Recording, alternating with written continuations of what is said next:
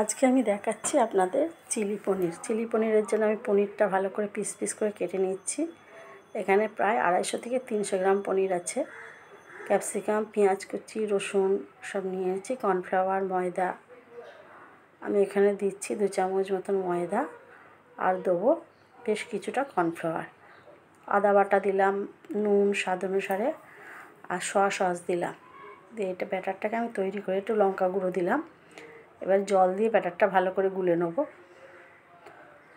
এরপর আমি কড়াই বসিয়ে দেবো। ব্যাটারটা গুলা হয়ে গেছে। কড়াইতে করে এবার ব্যাটারে আমি ডুবিয়ে ডুবিয়ে পনিরগুলো সব ভেজে নেব।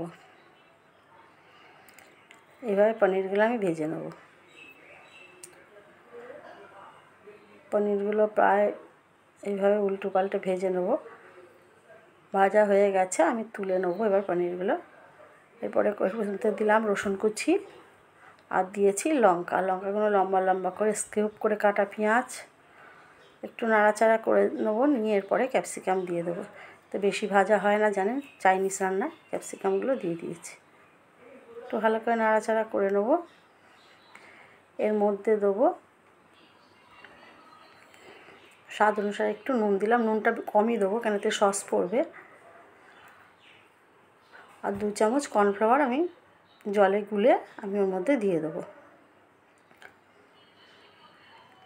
ভালো করে এটাকে নাড়াচাড়া করে নিলাম। এরপরে দিয়ে দিলাম টমেটো সস। ভালো করে নাড়াচাড়া করে নিয়ে এর মধ্যে আমি পনিরগুলো দিয়ে দিলাম।